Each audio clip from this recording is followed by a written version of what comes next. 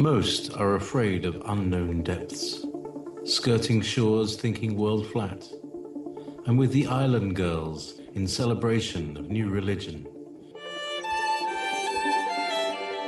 Nobody led me or said this way. I sailed alone on makeshift raft with wind as companion.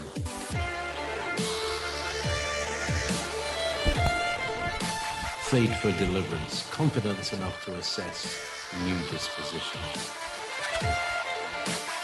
Seekers of lost paradise may seem fools to those who never sought the other world. Welcome to Momentary Zen with Zen Garcia. Visit www.fallenangels.tv. You're listening to Revolution Radio. For me, the world is weird, stupendous, awesome, mysterious, and unfathomable.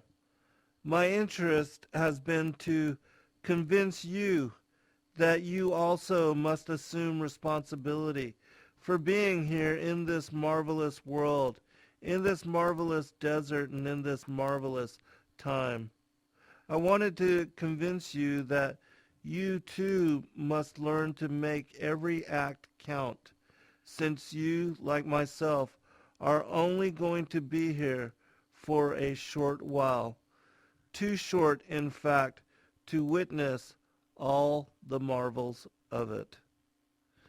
Welcome, friends. I'm your host, Zen Garcia, and this is Momentary Zen here on Revolution Radio. Welcome, everybody in the chat room, Zipster, DB, Jer Bear, Zaphoid, Hemp, Walking Truth, Hal, Blasphemous, Piney, Ludicrous, Blues Girl, Alien Genius, Walking the Truth, everybody, and all those that are not in the immediate scroll, Zippy, Up, Micious, I appreciate all of you, Kathy, Link, and everybody else that will be coming and joining us this evening.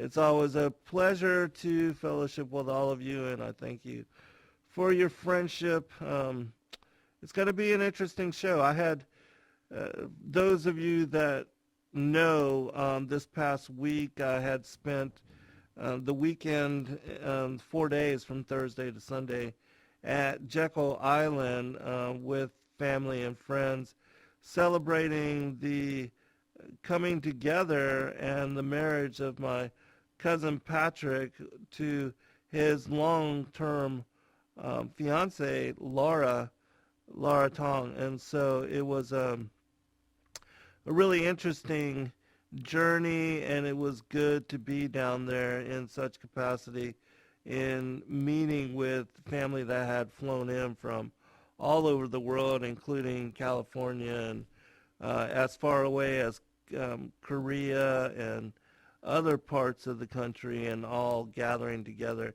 And I was also able to hang out with my 97-year-old grandmother, who's just as healthy as can be. It's just amazing to me how well she is doing, and how spunky she is, and being with family and friends. It's just, it was a pleasure, and it was something that was well, as far as something I needed to do.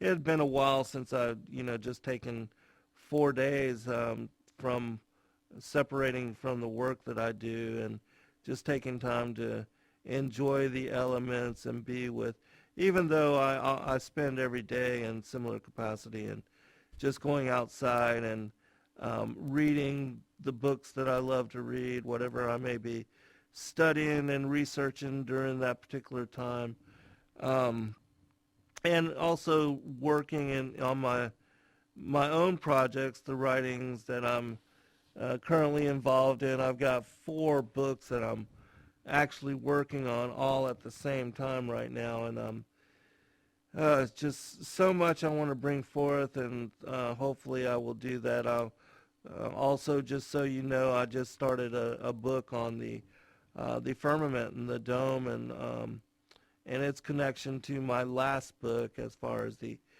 flat Earth is key to decrypt the Book of Enoch.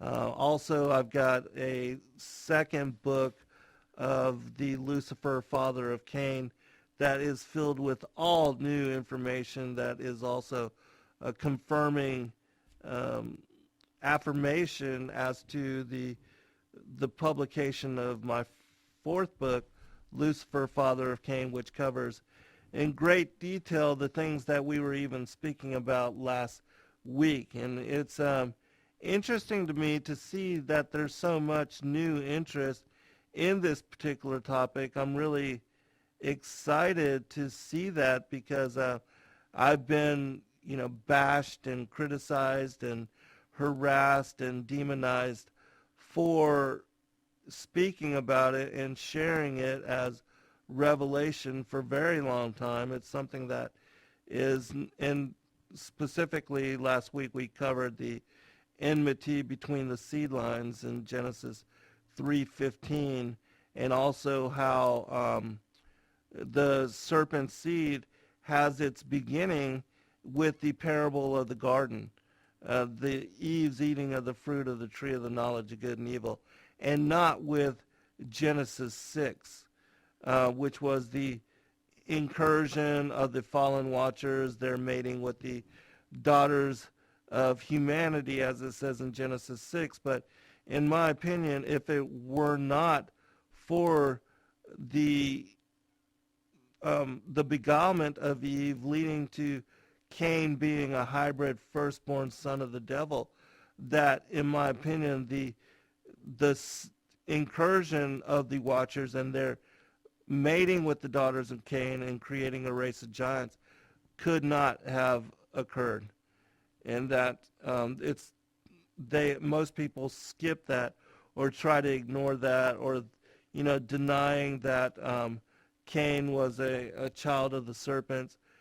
They want to point to Genesis 6 as the beginning of the serpent seed line, when in fact it goes to Genesis chapter 3 with the beguilement of Eve. And it is also expounded upon in great detail in the parables of Matthew chapter 13, and Yeshua relating there that the tares are the children of the wicked one, and the wicked one was an enemy that snuck into the garden and that sowed the tares, and that in clarity bring forth that that Cain, who was of the wicked one, as it says in John chapter 3, that the wicked one was in fact the devil, Satan, the adversary of humanity.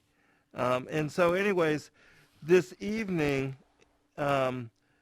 because in celebration of the journey and the trip that I had made to Jekyll Island, I thought I would speak about what I had mentioned in a program a couple weeks back in talking about the creature from Jekyll Island, which, for those that don't know what that book is, I can actually give you a link to where you can read it online, that it's about the creation of the Federal Reserve System and how a group of bankers, because Jekyll Island has been a haven, a vacation spot for much of the wealthy elites for a very long time. And in fact, a lot of the names of the places and the buildings down there are after some of these bankers, such as J.P. Morgan, the Rockefellers, things of that nature. And so tonight I'm going to bring forth the connection between the Titanic and the creation of the Federal Reserve System, which, for those that don't know, have not done research into it, the Federal Reserve System is a privately owned corporate bank that has been given the authority and the power to regulate and maintain the coinage, money of the American Republic, the government of the United States of America. And being privately owned, they have no interest in doing what is for the benefit or in support of the common will and the good of the American people. And so, and also, not a lot of people know that the Titanic disaster, if you can call it that, the reason I say if you can call it that is because it was no accident. And when we begin to look into that portion of the show this evening, you will learn that. And I'm going to share, Kathy in the chat room is going to share a lot of the links to the articles that I'm going to be referencing this evening. Of course, I'm not going to read from all of them in great detail, but I am going to bring up enough from them in order to help you to understand the disparate and loosely connected links of these stories and how they come together, to come together in basically murder plot. Not only murder plot, but conspiratorial. I mean, the best thriller and best murder and historic novel that you can write. And certainly somebody should actually do that, because, you could most certainly write a movie or a novel or a book around this particular topic. It has that kind of intrigue. If I wrote fiction myself, I would certainly take the time to do it justice, but as I do not, I mainly and even study only nonfiction and write in nonfiction. And so after you hear the plot of this and how it all ties together, you might just want to pick up the pen and do exactly what I am speaking about right now. All right, let's go ahead and get into this because we have a lot of information to cover this evening.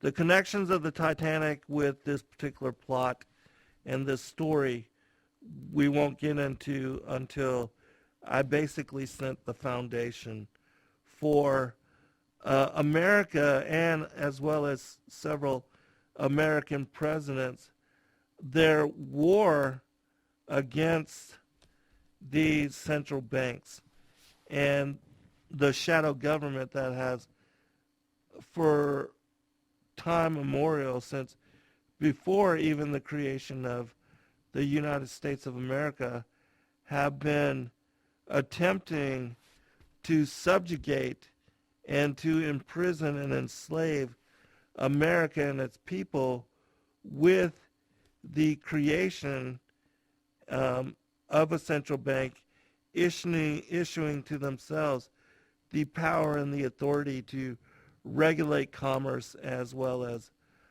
to print the money and of the basically the financial backbone of America. And the bills that are used in order to create an exchange of goods, which that's the lifeblood of the economy. And so we're going to start with an article called A Central Bank from the Jeremiah Project. The opening quote: I sincerely believe with you that banking establishments are more dangerous than standing armies, and that the principle of spending money to be paid by posterity under the name of funding is but swindling futurity on a large scale. Thomas Jefferson.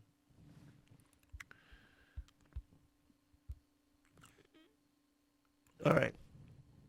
There were numerous attempts in the 1880s to create a central bank in America. Most of these attempts point back to the Rothschilds. It is interesting that both the original American banking houses that represented Rothschilds, August Belmont and the Erlangers, funded the North and the South respectively during the American Civil War. Abraham Lincoln saw the power play behind this masquerade as one bank was seemingly played against the other. The invisible hand underneath was never seen by the multitudes. Lincoln did see it, for he had resisted the pressure to create in America a central private bank that would print its money. He also spotted the divide and conquer movement, where the North was pitted against the South, with both sides financed by the same money elite. I would also comment that this same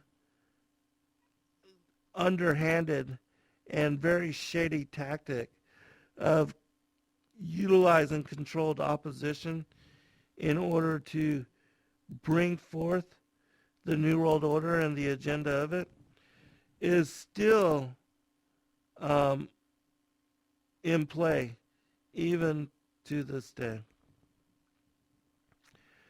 Abraham Lincoln battled for the right of Congress and the Treasury to hold the awesome power of coining money. He knew that to surrender this power to private banks was ultimately to surrender the sovereignty of America. Adams and Jefferson had warned of this all along. Defying the hidden bankers, Lincoln issued the greenbacks. Interestingly, he was soon assassinated. And I would say that the same thing happened to John F. Kennedy, which we're going to go into after this particular article. An article of certain American presidents and their connections also to the fight against these central banks, and how a lot of them ended up being assassinated as well. The money power preys upon the nation in times of peace and conspires against it in times of war. It is more despotic than monarchy, more insolent than autocracy, more selfish than bureaucracy. It denounces as public enemies all who even question its methods or throw light upon its crimes. I have two great enemies, the Southern Army in front of me and the financial institutions at the rear. The latter is my greatest foe, President Abraham Lincoln. All right, just a little bit more in connection to the central banks and how the Federal Reserve was brought into being as idea and as conspiracy. 40 years later, John Pierpont Morgan, J.P. Morgan, created the panic of 1907, where the stock market fell nearly 50% from its peak in 1906. The economy was in recession and there were numerous runs on banks and trust companies.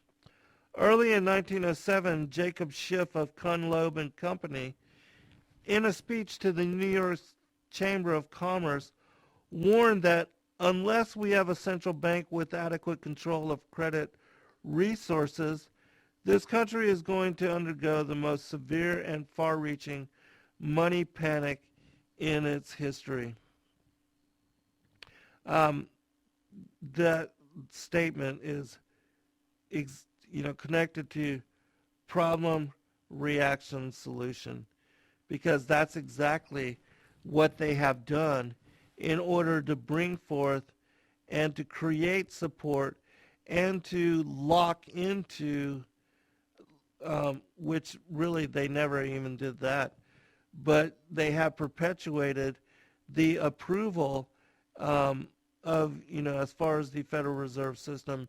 It was passed on the Christmas Eve of 1913, I believe it was, when most of the representatives, senators, different representatives were off at home during their Christmas vacations, but they were able to get a majority enough to pass this into law. But there were other aspects of it as far as the IRS and the taxing wealth and earnings. That aspect of it is totally illegal, and the 14th Amendment was never fully ratified by a 2/3 majority. And so, which interestingly enough, Aaron Russo, who wrote and created the documentary called From Freedom to Fascism, how that was basically, it led to his murder. He was a film producer, and that, basically after the creation of this documentary, which is about the Federal Reserve System being privatized, a privately owned corporation, which has never been audited, and the shareholders of it their names have never been made public. And also how the IRS as an institution and the taxes which are paid to it are done voluntarily, and that taxes are actually illegal. Which, if you have not seen it, I do recommend watching it so that you can become aware of what's going on in America, because this passing of the Federal Reserve Act and the creation of the central bank and the Federal Reserve System is what led to their being able to garner enough power and wealth to institute the next aspect of Albert Pike's vision to bring forth 3 world wars as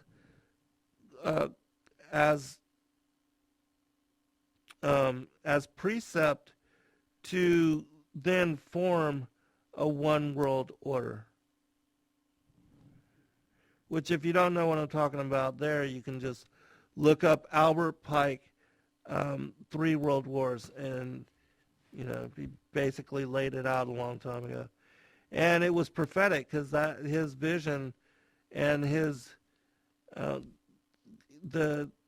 writing about it happened in 1871, before the Federal Reserve passed, and also before any of the 3 global wars, which, he wrote about 3 global wars. We've only had 2. So, and the other parts of it being prophetic did come to pass. And so what does that tell you? Yeah, that we're still in for some insanity. All right, continuing. The primary cause of the Panic of 1907 was a retraction of loans by some banks that began in New York and soon spread across the nation, leading to the closing of banks and businesses. Complete ruin of the national economy was averted by when J.P. Morgan stepped in by organizing a team of bank and trust executives who redirected money between banks, secured further international lines of credit, and bought plummeting stocks of healthy corporations. Morgan gained numerous holdings, as well as his bid to be the Rothschilds' #1 American agent. J.P. Morgan's real feat and service to Rothschild in the Panic of 1907 was that he created a mood in America to believe that a central bank would prevent such a panic from occurring again, and thus became receptive to a central bank. The severity of the downturn was such that it eventually pressured the United States Congress to accept the proposal by a group of bankers to pass the Federal Reserve Act, the Glass-Owen bill, essentially a blueprint of the Nelson W. Aldrich plan that had been defeated in Congress earlier. All right. Just a little bit more. We're almost to break, so. Senate Republican leader and financial expert Nelson Aldrich, head of the National Monetary Commission, set up following the Panic of 1907 Problem Reaction Solution. Aldrich set up two commissions, one to study the American monetary system in depth and the other, headed by Aldrich himself, to study the European central banking system and to report on them. Centralized banking was met with much opposition from politicians who were suspicious of a central bank and who charged that Aldrich was biased due to his close ties with wealthy bankers such as J.P. Morgan and his daughter's marriage to John D. Rockefeller. Here's the part that's connected to Jekyll Island.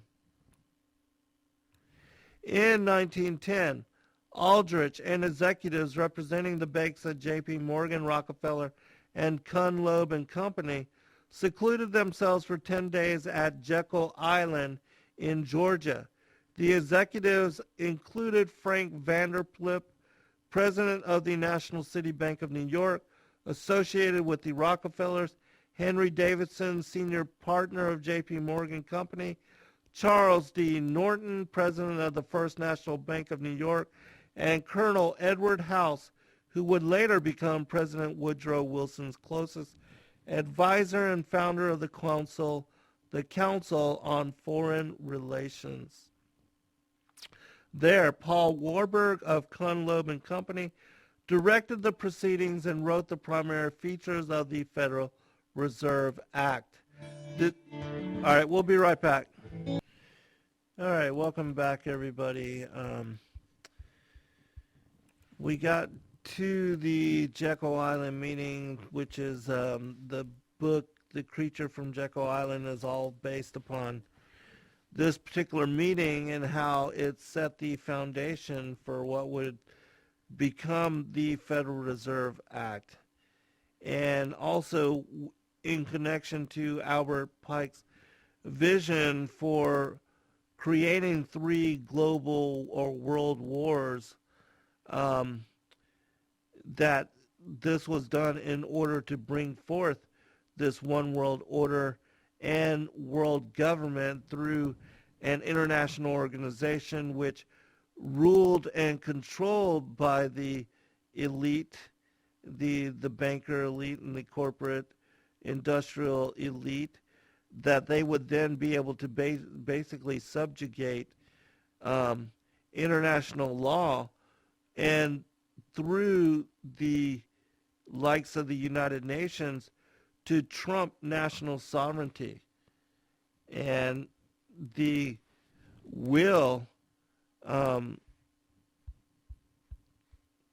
subvert the will and also the posture of certain nations, and specifically the United States of America, are being, at one time, having been the most powerful nation on the face of the earth, but over the last few presidents and few decades now have been destroyed in such manner that we have been weakened tremendously. And now, with $20 trillion of debt being basically slapped onto the backs of the American people, and as the Federal Reserve notes say, backed by the goodwill and faith of the American people, as long as that system is in place and that we are liable for such debt, it's going to destroy America in ways that we can't even imagine right now. And most people think it will never happen, but there will come a time um, when everything, when the dominoes will drop, and there will be a time of reckoning, a time for having to face um, to face the consequences of all that insanity that we allowed to occur and continue for so very long. And it's only because, America's able to print money and to create wealth out of thin air that we've been able to propagate and to perpetuate the charade as far as the Ponzi scheme of the Federal Reserve System, even as long as it has been ongoing. Because any other nation, the bankruptcy would have been forced upon them long before such a massive amount of debt ever was incurred. All right, continuing just a little bit more from this, and then we'll go into the next article. Despite the importance of the Jekyll Island meeting, it remained a secret to both the public and the government until journalist Bertie Charles Forbes wrote an article about it in 1916, 3 years after the Federal Reserve Act was passed. The Federal Reserve Act called for the creation of 12 private regional Federal Reserve banks acting as fiscal agents for the U.S. Treasury, each with its own branches, board of directors, and district boundaries. And the system was to be headed by a 7-member Federal Reserve Board made up of public officials appointed by the President. Also created as part of the Federal Reserve System was a 12-member Federal Advisory Committee and a single new United States currency, the Federal Reserve Note. Representative Charles Lindbergh Sr., the most vocal opponent of the bill, and member of the House Banking and Currency Committee, who on the day before the Federal Reserve Act was passed, told Congress, "This is the Aldrich Bill in disguise. The worst legislative crime of the ages is perpetuated by this banking bill. The banks have been granted the special privilege of distributing the money, and they charge as much as they wish. This is the strangest, most dangerous advantage ever placed in the hands of a special privileged class by any government that ever existed. The system is private. There should be no legal tender other than that issued by the government. The people are the government, therefore the government should, as the Constitution provides, regulate the value of money." And I wish we would have heeded his call, but all right. Just because I know we'll quickly run out of time, I'm going to skip to the next article. But I will end with the conclusion of the last article as far as this particular. It says, "What is needed here is a return to the Constitution of the United States. We need to have a complete divorce of bank and state. The old struggle that was fought out here in Jackson's day must be fought over again. The Federal Reserve Act should be repealed, and the Federal Reserve banks, having violated their charters, should be liquidated immediately. Faceless government officers who have violated their oaths of office should be impeached and brought to trial. Unless this is done by us, I predict that the American people, outraged, robbed, pillaged, insulted, and betrayed as they are in their own land, will rise in their wrath and send a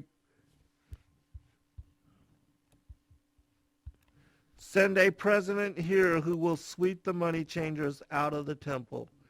Congressman Louis McFadden. I wish that would have happened.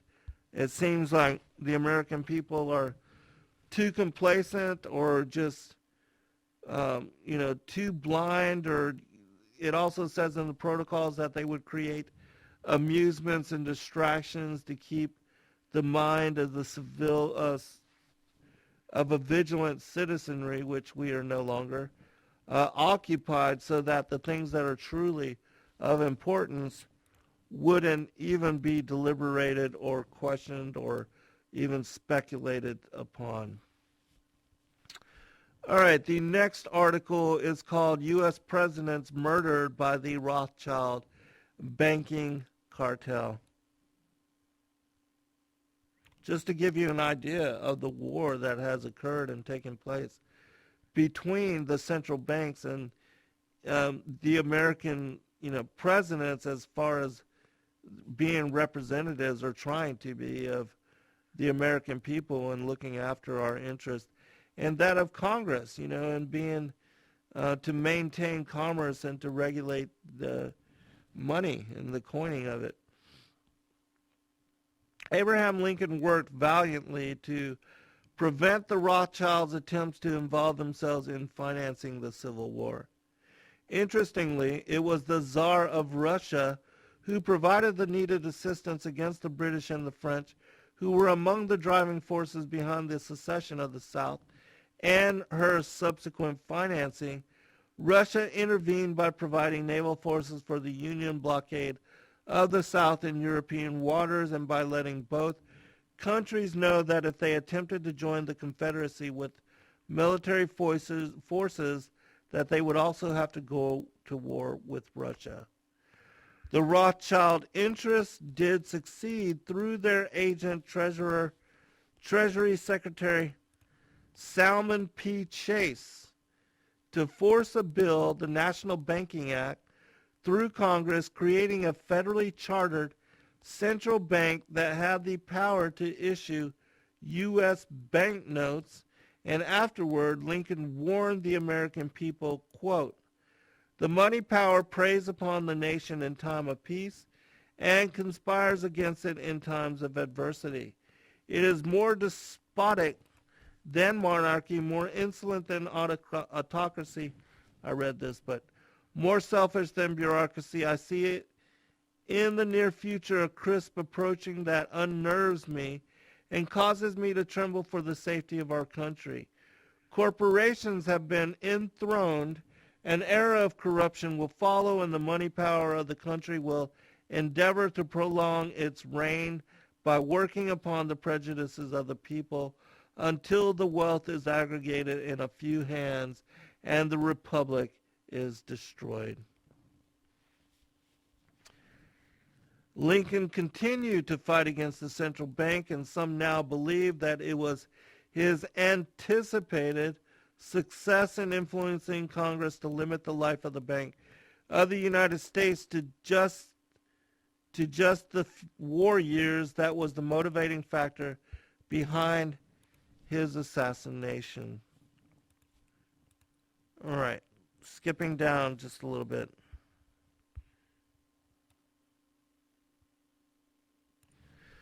The name Federal Reserve Bank was designed to deceive, and it still does. It is not federal, nor is it owned by the government. It is privately owned. It pays its own postage.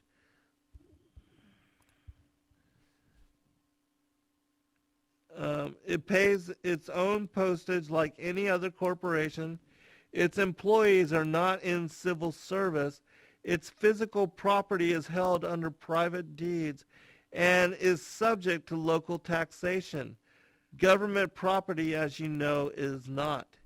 It is an engine that has created private wealth that is unimaginable, even to the most financially sophisticated. It has enabled an imperial elite to manipulate our economy for its own agenda and enlisted the government itself as its enforcer. It controls the times, dictates business, affects our homes, and practically everything in which we are interested. It takes powerful force to maintain an empire, and this one is no different. The concerns of the leadership of the Federal Reserve and its secretive international benefactors appear to go well beyond currency and interest rates. About Andrew Jackson now. He vetoed the renewal of the charter for the Bank of the United States on July 10, 1832. In 1835, President Andrew Jackson declared his disdain for the international bankers. Quote, "You are a den of vipers. I intend to rout you out, and by the eternal God, I will rout you out. If the people only understood the rank injustices of our money and banking system, there would be a revolution before morning." Also note that Andrew Jackson, there was 7 attempts on his life while he was in presidency, while he was the president. All right, James Garfield.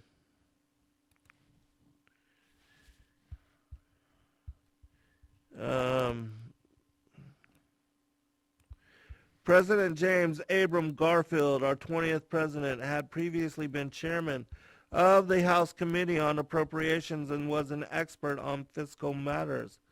Upon his election, among other things, he appointed an unpopular collector of customs at New York, whereupon the 2 senators from New York, Roscoe Conkling and Thomas Platt, resigned their seats. President Garfield openly declared that whoever controls the supply of currency would control the business and activities of all the people. After only 4 months in office, President Garfield was shot at a railroad station on July 2nd, 1881. John F. Kennedy. President John F. Kennedy planned to exterminate the Federal Reserve System. In 1963, he signed Executive Orders EO 11 and EO 110, returning to the government the responsibility to print money and taking that privilege away from the Federal Reserve System. Shortly thereafter, President John F. Kennedy was assassinated. All right, let me skip down a little bit. The trail of blood continues.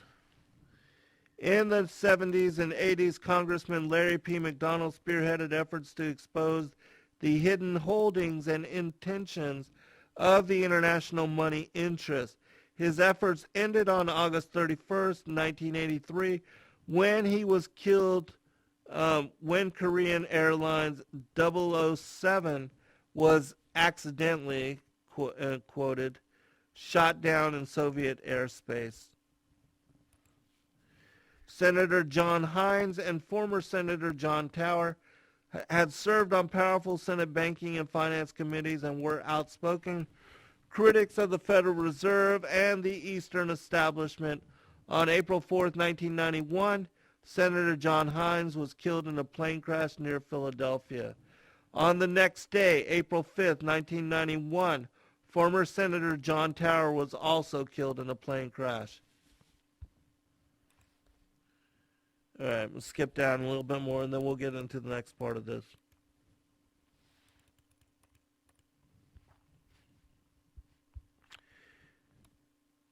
All right, now we're going to go into the sinking of the Titanic and its connections to the story, the whole murder plot and conspiracy, which, if you think about it, all these sitting presidents and senators being assassinated over hundreds of years, all in connection to this one particular story. I mean, is not it incredible in nature?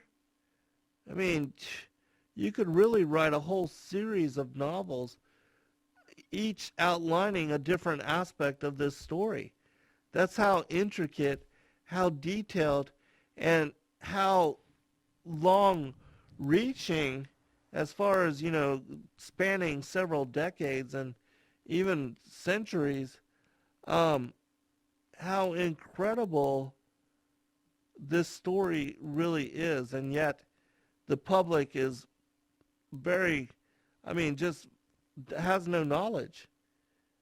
And, it's something that not even a lot of conspiratorial investigators and researchers have been able to put together as far as the pieces. I mean, it's mind-blowing. All right, continuing. The sinking of the Titanic. Since the early 1830s, America did not have a central bank. The Jesuits desperately wanted another central bank in America so that they would have a bottomless reservoir from which to draw money for their many wars and other hideous schemes around the world. Oh yeah, this, is also the Jesuit, brings in the whole Jesuit side of the conspiracy. In 1910, 7 met at Jekyll Island. I covered this part, but just to reiterate. Just off the coast of Georgia to establish a central bank, which they called the Federal Reserve Bank.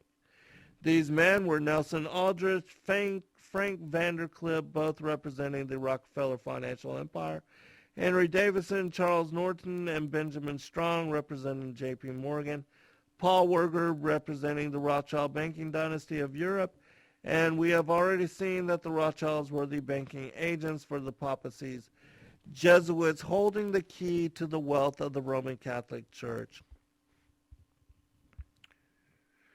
The Morgans were friendly competitors with the Rothschilds and became socially close to them.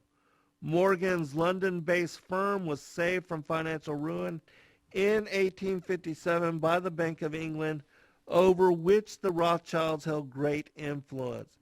Thereafter, Morgan appears to have served as a Rothschild financial agent and went to great length to appear totally American. His, Rockefeller's, entry into the field was not welcomed by Morgan, and they became fierce competitors, but eventually they decided to minimize their competition by entering into joint ventures. In the end, they worked together to create a national banking cartel called the Federal Reserve System. G. Edward Griffin, the author of The Creature from Jekyll Island. All right, just a little bit more about this, and then we'll go into the Titanic aspect of it. These three financial families, the Rothschilds, Morgans, and the Rockefellers, all due to the bidding of the Jesuit order, because of Jesuit infiltration into their organizations, the building of the Titanic began in 1909 at a shipyard in Belfast, the capital of Northern Ireland. The Titanic was one of a fleet of ships owned by the White Star Line, an international shipping company. Banking was not the only business in which Morgan had a strong financial interest. Using his control over the nation's railroads as financial leverage, he also had created an international shipping trust which included Germany's two largest lines plus one of the two in England, the White Star Lines. There were a number of very rich and powerful men who made it abundantly clear that they were not in favor of the Federal Reserve System. J.P. Morgan was ordered by the Jesuits to build the Titanic. This unsinkable ship would serve as the death ship for those who opposed the Jesuits' plan for a Federal Reserve System. Now, keep in mind that there's another aspect of this story which I will go into after this one. But I don't want to detract yet away from the Federal Reserve's connection to what occurred with the Titanic. But there's another angle which you also must be aware of, and it has to do with insurance fraud. And I'll elaborate on that after this particular story. We're almost to the break, so I'll just read a couple paragraphs more. These rich and powerful men would have been able to block the establishment of the Federal Reserve, and their power and their fortunes had to be taken out of their hands. Three of the richest and most important of these were Benjamin Guggenheim, Isidor Strass, the head of Macy's department stores. All right, we'll pick it up after the break. Be right back. Welcome back, everybody, for a second hour. And this evening I am covering the Titanic deception and its connections to the Federal Reserve System, as well as that of the New World Order and the agenda to perpetuate, propagate, and create the three world wars as projected and envisioned by Albert Pike in his, as far as the secret societies and the Freemasons and the Brotherhood of Masonic, the different orders. They're working together, the collaboration with the Italian Mafia and other terrorist groups to create a one world order. And it's amazing how history has aligned to his vision and has that these secret societies have brought forth and actually manifested such a reality and have pushed history as far as the fate and destiny of world in such direction as to actually create and to, again, perpetuate, propagate, and to manifest the global war as necessary to bring forth the League of Nations, following World War I, which failed because the countries of the world were not ready yet to surrender their national sovereignty to an international organization which could trump their own national interests. And so they had to fund and create a larger and more cataclysmic war of such proportion and such bloodshed and destruction and misery that the nations would automatically yield and agree to becoming part of such organization.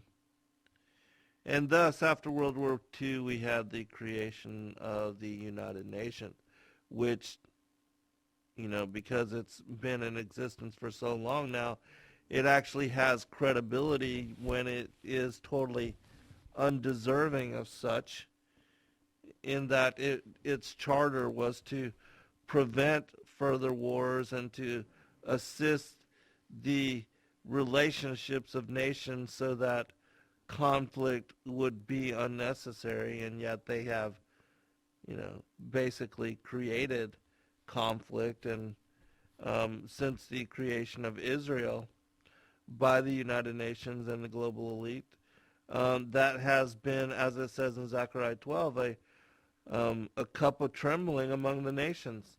And it has been used to further divide and to further instigate and to propel the second part of the agenda, which would be the division of the Zionists with that of the fanatical and extremist Muslims, and also the division of Christianity.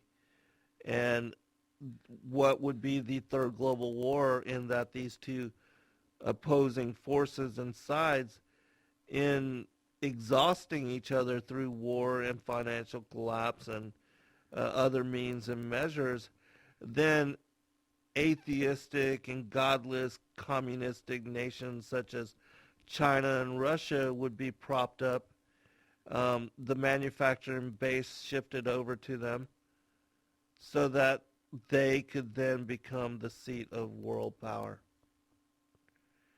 And it's exactly what is occurring, has been occurring for several decades now. Right before our eyes, we see this being manifest. Anyway, so let me just really quick remind the listening audience that Revolution Radio is a listener-supported, commercial-free, and corporate-free radio network, which does need those of you that can afford to, your financial support in order to continue coming to you in the capacity that we do in standing as a platform for truth and discussion of all things esoteric. And so those of you that can, please do go to freedomsips.com, click on the donate button, and support us in what way you can. And know in advance that we appreciate you, and that we pray for you and pray for the blessings to be poured out upon you in your support and your stance with truth. All right, let me go ahead and get back into this because I know I'm going to quickly run out of time, as I always do. And I want to try to finish in one show. All right, so reading the last paragraph again. 3 of the richest and most important of these, well, let me read one more quick paragraph before. These rich and powerful men would have been able to block the establishment of the Federal Reserve, and their power and fortune had to be taken out of their hands. 3 of the richest and most important of these were Benjamin Guggenheim, Isidor Strass, the head of Macy's department stores, and John Jacob Astor, who was probably the wealthiest man in the world. Their total wealth at the time, using dollar values of their day, was more than $500 million. Today, that amount of money would be worth nearly $11 billion. Edward Smith, the captain of the Titanic, had been traveling the North Atlantic waters for 26 years and was the world's most experienced master of the North Atlantic routes. He had worked for Jesuit J.P. Morgan for many years. Edward Smith was a Jesuit tempore coadjutor. This means that he was not a priest, but he was a Jesuit of the short robe. Jesuits are not necessarily priests, and those who are not priests serve the order through their professions. Anyone can be a Jesuit, and their identity would not be known. Edward Smith served the Jesuit order in his profession as a sea captain. Many interesting points about the Titanic are discussed in a videotape made by the National Geographic in 1986. This videotape, entitled The Secrets of the Titanic, when the Titanic departed from southern England on April 10, 1912. Francis Brown, the Jesuit master of Edward Smith, boarded the Titanic. This man was the most powerful Jesuit in all of Ireland and answered directly to the general of the Jesuit order in Rome. The videotape declares, quote, "A vacationing priest, Father Francis Brown, caught these poignant snapshots of his fellow passengers, most of them on a voyage to eternity. The next day, the Titanic made her last stop off the coast of Queenstown, Ireland. Here, tenders brought out the last passengers, mostly Irish immigrants headed for new homes in America. And here the lucky Father Brown disembarked. Father Brown caught Captain Smith peering down from Titanic's bridge, poised on the brink of destiny." The Secrets of the Titanic, 1986, National Geographic. Now here's an interpretation of that from Eric J. Phelps, from the author of The Vatican Assassins. "Here is Jesuit treachery at its finest. The provincial Father Francis Brown boards the Titanic, photographs the victims, most assuredly briefs the captain concerning his oath as a Jesuit, and the following morning bids him farewell." Brown went over with Edward Smith, the captain, one last time exactly what he was supposed to do in the North Atlantic waters. The Jesuit general told Francis Brown what was to happen. Brown then tells Smith, and the rest is history. After 3 days at sea with only one pair of glasses for the bridge, Edward Smith propelled the Titanic full speed ahead, 22 knots on a moonless, dark night through a gigantic ice field, nearly 80 square miles in area. Edward Smith did this despite at least 8 telegrams warning him to be more cautious because he was going too fast. Did Edward Smith need one of these cautions? No. He had been traveling those waters for 26 years. He knew there were icebergs in that area. But 8 cautions did not stop this man who was under the Jesuit oath and under orders to destroy the Titanic. The encyclopedias paint a very tragic picture of Smith in his last hours. When it came time to give the orders to load and lower the lifeboat, Smith wavered and one of his aides had to approach him for the order to be given. Smith's legendary skills of leadership seemed to have left him. He was curiously indecisive and unusually cautious on that fateful night. John Jacob Astor's wife got into a lifeboat and was saved, while John Jacob Astor perished in the waters of the North Atlantic. There were not enough lifeboats, and many of them were only half full with only women and children. To prevent nearby freighters from responding with help, the distress flares were white when they should have been red. White flares to passing freighters state that everybody was just having a party.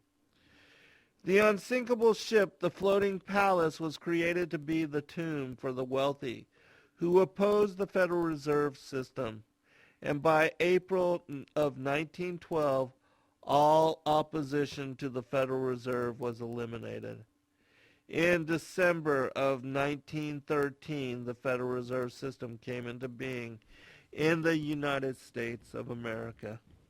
8 months later, the Jesuits had sufficient funding through the Federal Reserve Bank to begin World War I. And, as I believe it's Paul Walker, is it? No, I can't remember his last name. And now the rest of the story. All right, here's the part and the portion which is little understood and little made sense of and is not covered in great detail. There were some allusions to it in the chat room. Deep Blue was talking about how the Titanic was not actually the Titanic, but a sister ship named the Olympic. And Deep Blue is absolutely correct. Let me check really quick. Other commentary about this particular story in the chat room, as there's a lot of discussion, so maybe I might not even be able to find it, but they're talking about,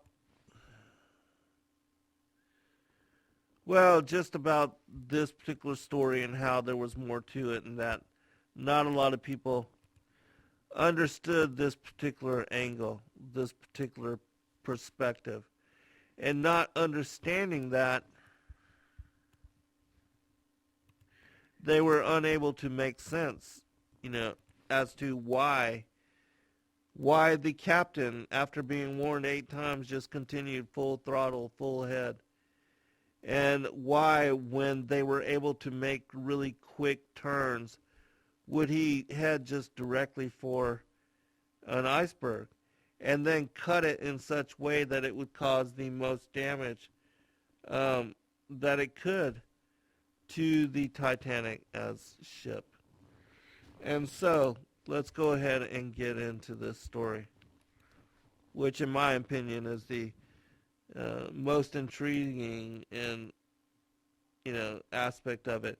And it also shows to you that yes, the Titanic, the quote-unquote Titanic, that it was created to be the tomb of John Jacob Astor Guggenheim and also Strauss and those that were opposed against the central bank, but that they also utilized this particular tragedy as a way to enrich themselves and to further their control and their monopoly of the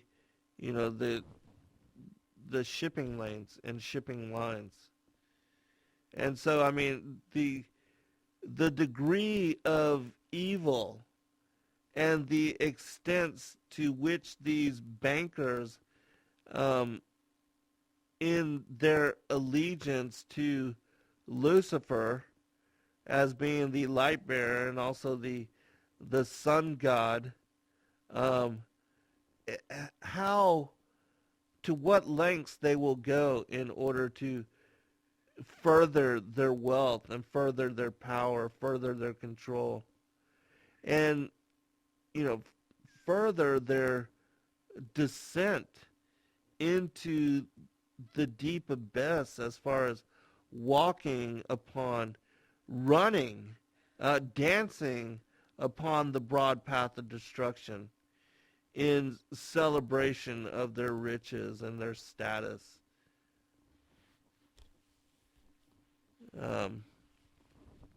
Even to the bitter end.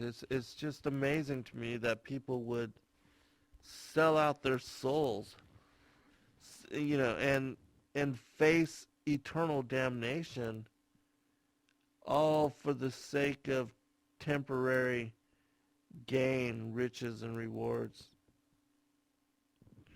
It's crazy. All right, continuing. The name of this article is Titanic, The Shocking Truth. Insurance fraud by a famous investor without conscience. Also, I'd like to let everybody know, those of you that either come to the archives or are listening live now, that you can go to my website at fallenangels.tv, www.fallenangels.tv, and you'll find on the main page a link to all of these articles. All right, let's continue the story. The shocking truth. In the period of 1910 through 1912, the transatlantic passenger routes were very lucrative. The White Star Line got together with a wealthy American investor and devised a plan to build the three largest, most luxurious ships to try to corner the market. These were to be the Olympic, the Titanic, and the Britannic. Olympic was the first to be built and made several trips with Captain Smith, who was involved in 3 accidents which critically damaged the Olympic, including one case where he ran over a submerged vessel. Temporary repairs were made to Olympic in New York, and it limped back to the shipyard in Ireland to be fixed. The damage to the keel was so bad that the ship had a permanent list to port, meaning a leaning to the left. All right, really quick, I do want to emphasize this. Continuing, remember the list to port. The damaged propeller was replaced with propeller number 401, which was on the Titanic, which was in the process of being built, and placed on the Olympic so that it could keep functioning. And they had told them what exactly the Olympic would need as far as to be fully repaired. And so being faced with such tremendous cost, that's when they also decided to create a bait and switch as far as the Olympic with that of the Titanic. And so they were switched out. All right, continuing. The shipyard told White Star that in order to properly repair Olympic with the severe internal damage and damage to the keel, that it would have to be cut in two, and the entire stern section would have to be rebuilt, which would take lots of time and lots of money. White Star declined, electing to do a quick patch-up job so that the Olympic could continue sailing. The Olympic was, in its damaged condition, only insurable for about $7 million, whereas the Titanic, when completed, would be insurable for over $10 million. However, the Olympic remained a liability. And so, remember, the captain, Captain Smith, who created and caused the destruction to the Olympic, that he would be the captain, which would then later, ship and pilot the quote unquote Titanic. All right, so let's continue. Olympic and Titanic were virtually identical other than minor differences. As White Star needed the cash to keep coming in, it needed a big event. However, the Titanic was not yet finished. Thus, a decision was made to switch the two ships. Over the course of a weekend, a crew from the shipyard switched the names of the boats, the lifeboats, and the stationery. Everything else, the plates, etc., were standard White Star fare, not naming the ship in particular. Photos of the Titanic leaving Southampton show the patch-up work, and a science teacher who was a passenger on the Titanic noticed that the ship had a slight list to port. All right, so catching you up in the story. They switched the Olympic and the Titanic. And remember all the hoopla, the Titanic being unsinkable? All right, we'll be right back for final segment. All right, welcome back, everybody, for a final segment, and know that I appreciate all of you.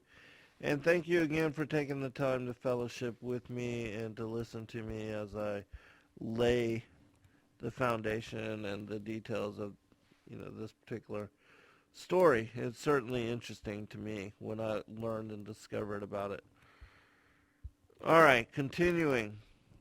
Remember that the Olympic, because it had this major list, and because they did not want to go through the repair as far as to make it to where it would be able to operate correctly in the oceans, they just decided to switch the two ships.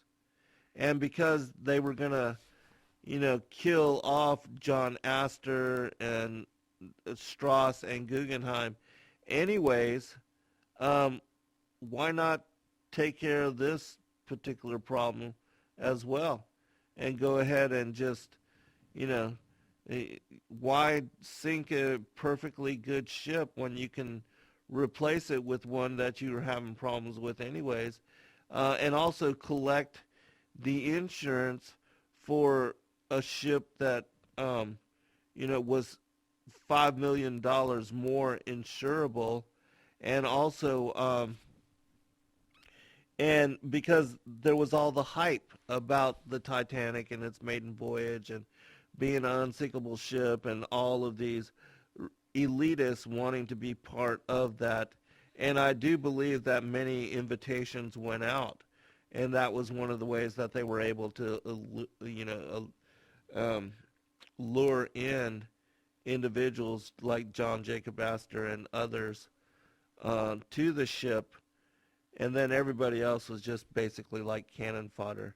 They were just filling up the ships for its maiden voyage, but they knew beforehand that it was doomed and that they were going to take it down, which is why the captain, Smith, ignored everybody's warnings to him to slow down, and that there were icebergs, all around him. He knew all of that.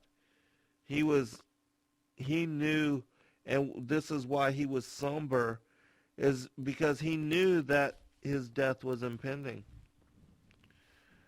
But like a good little,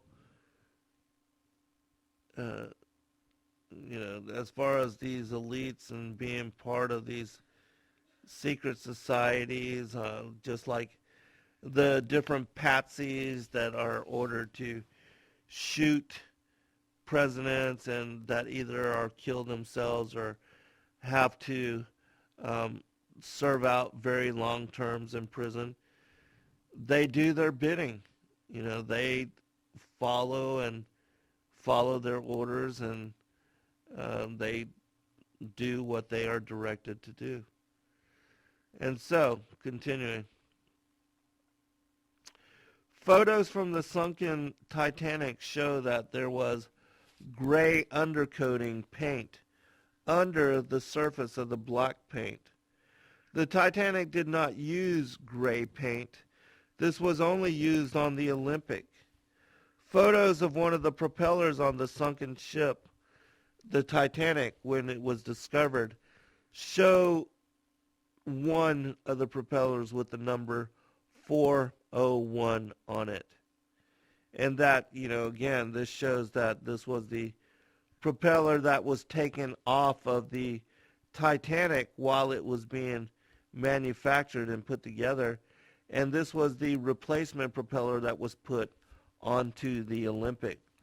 And, this is one of those things which stands as confirming witness that indeed what everybody thinks to be the Titanic that's at the bottom of the ocean, and when its wreckage was rediscovered, there were things that came forth about that particular wreckage which confirm that the wreckage is of the Olympic and not that of the Titanic, which again confirms this conspiracy.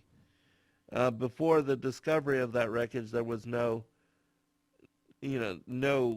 concrete evidence as to this having actually been done.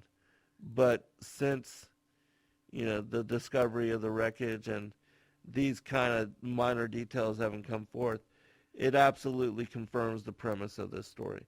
All right, continuing with some of the evidence. The names Olympic and Titanic were engraved on the front of each of the ships when they were being built. Photographs from Robert Ballard's original expedition when he found the sunken Titanic, quote-unquote Titanic, in 1986, the National Geographic show, at the bow, the front of the sunken ship, the letters TIT space IC, which were riveted onto the front of the ship. The missing letters A and N, which fell off over the years of being at the bottom of the ocean. The space where these letters fell off showed the letters MP engraved onto the ship, which, the TIT covered the OLY, and then the two letters that fell off, which show the MP, and then the IC, which are similar to the other for Olympic and Titanic, they confirm that indeed the wreckage at the bottom of the ocean, which was believed to be the Titanic, which Robert Ballard had discovered in 1986, were in fact that of the Olympic. Continuing. White Star had another passenger ship called the Californian, which left port 4 days before the Titanic and came to rest along the line of sight from the exact iceberg which the Titanic struck.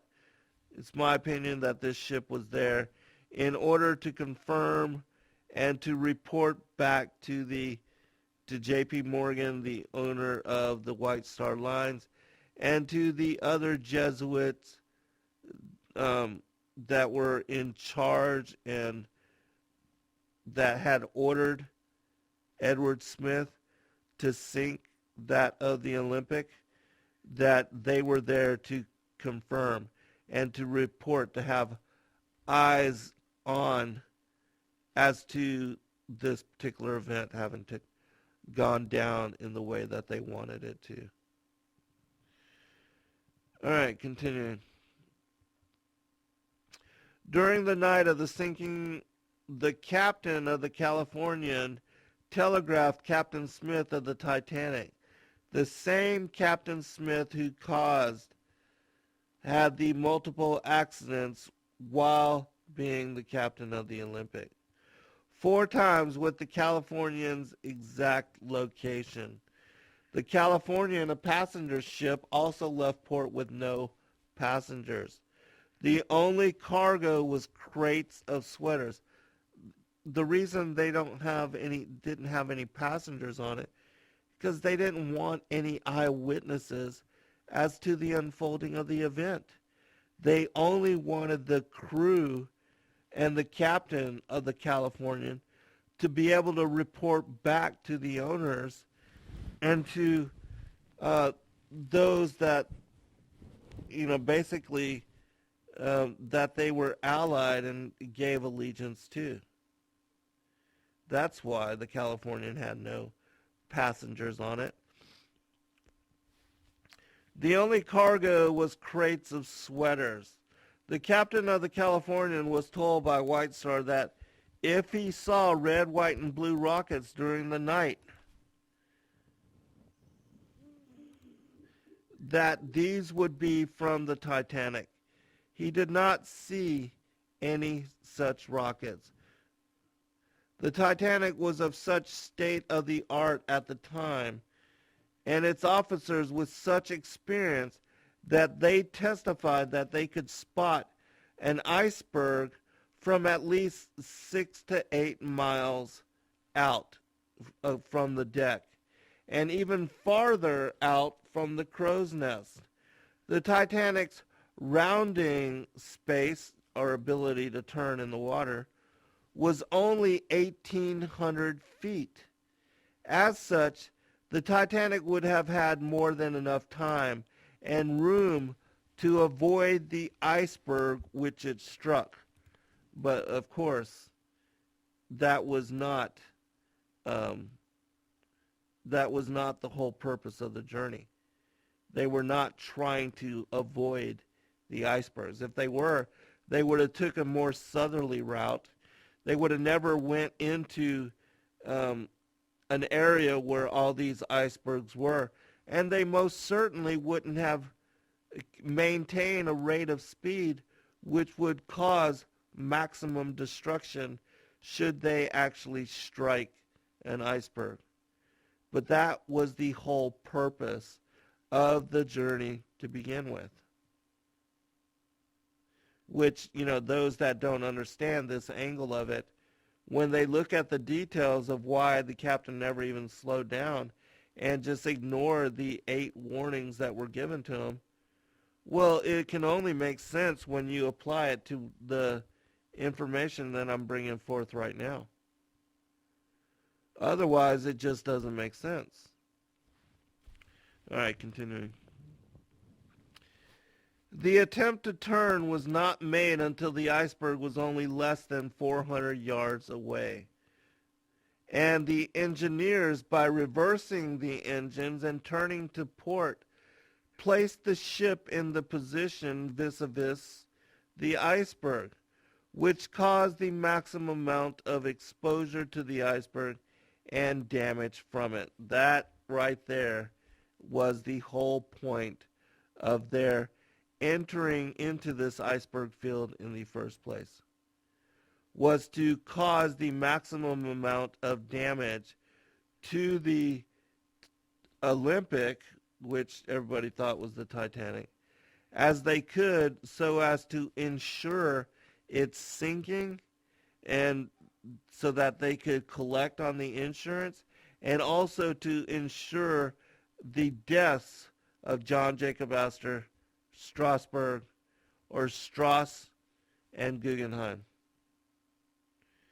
That was the focus. That was the whole reason behind the journey to begin with. The Olympic had worn linoleum floors. Days before the Titanic took off, the linoleum floors were ordered by the White Star to be carpeted. 5 days before it set sail, White Star upped the insurance on the Titanic to $12 million through the Lloyds of London. Lloyds paid the $12 million within 5 days after the sinking. Lloyds paid the entire claim, as the British Board of Inquiry found that neither the captain, anyone at White Star, or anyone at the shipyard was at fault for the accident. Now, does this not sound familiar to I forget his name. Silverstein. Larry Silverstein, and the purchase of the World Trade Centers, Towers 1 and 2, and also the whole World Trade Center complex. But the towers, the World Trade Center towers, were purchased in July of 2001. And their insurance was raised, each individually raised to the maximum that they could insure them for. And even though no building in the history of fire has ever collapsed due to, its steel being melted by the temperatures of fire, the insurance companies paid out without question. And they also basically paid out on each of the towers individually, citing them as separate terrorist events. And so Larry Silverstein and the conglomerate of investors that purchased the towers just months earlier, they banked. And does not that story sound similar to this one? I mean, if you don't see the connections, yeah, there you go. I mean, denial. All right, continuing. We'll finish up.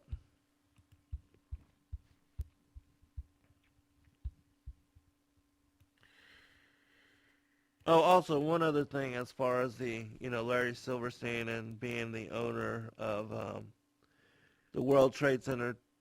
He was on that PBS documentary which talked about how they had made the decision to pull the buildings, which was basically controlled demolition lingo for collapsing the buildings.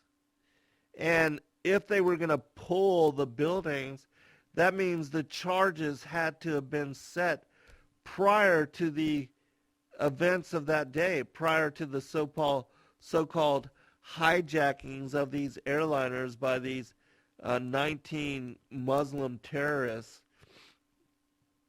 And that, even though there were 4 buildings, World Trade Center 6, World Trade Center 7, and World Trade Center 1 and 2, that all collapsed, and even though 2 of them had only been hit by these supposed airliners, when, in my opinion, when you really do the research, there weren't even planes that hit those buildings.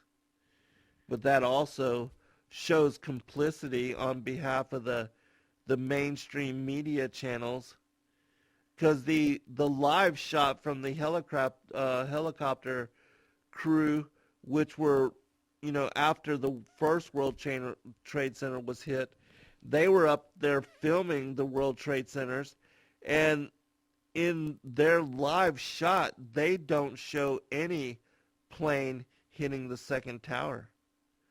But what looks to be like some kind of missile or projectile that just smashes into, you can't even see it.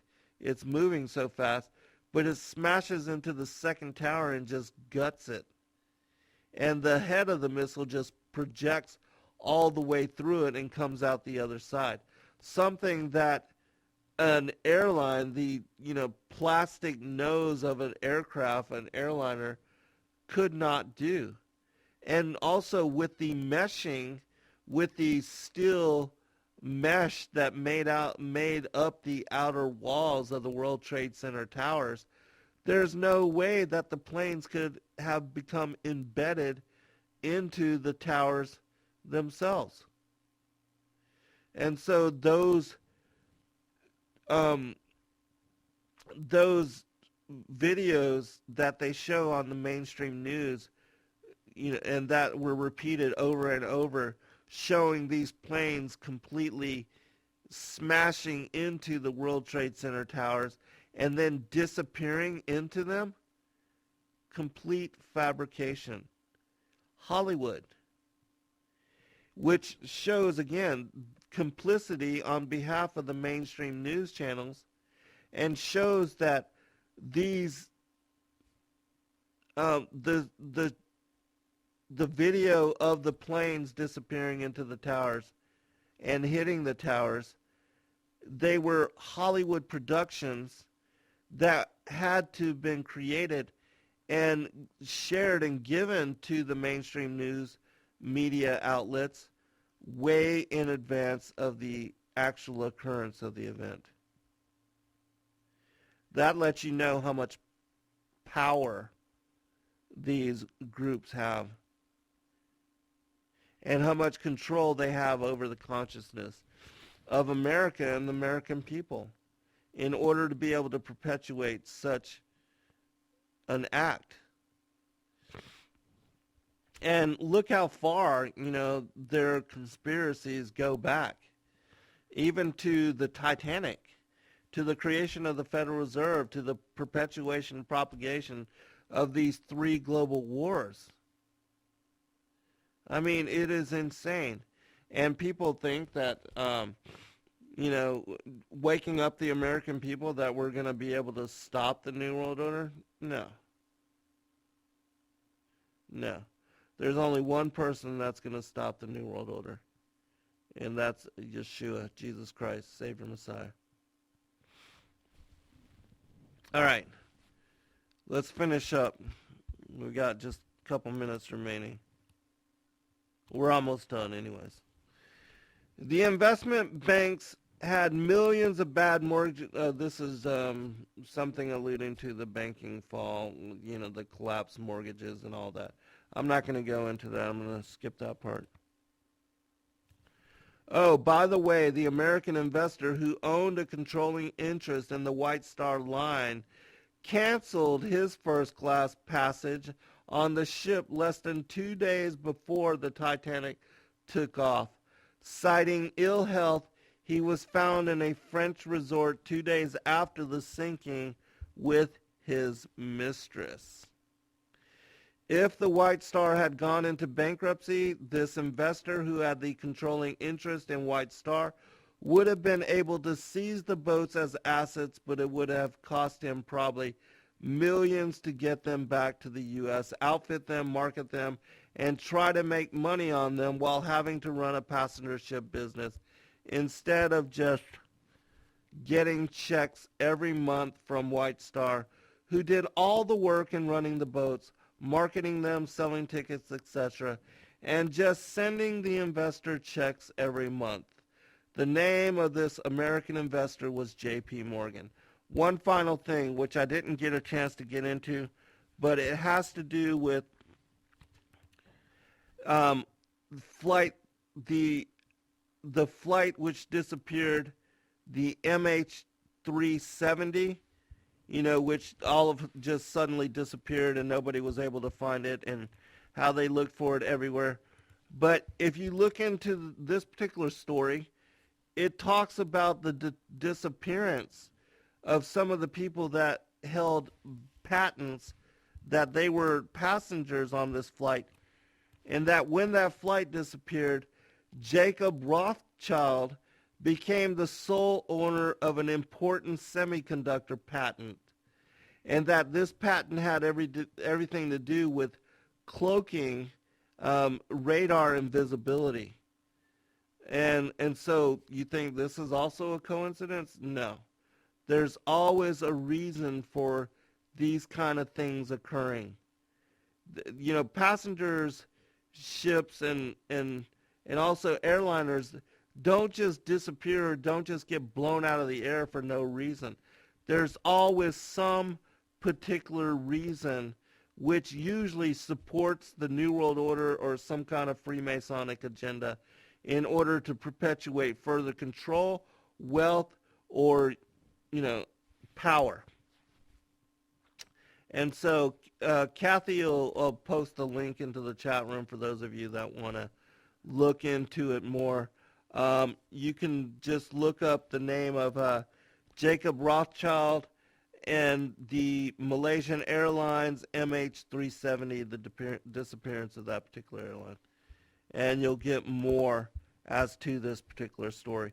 But, there's always more to the story, and there's always more to understand about what's going on that is not being reported by mainstream news. God bless all. Good night.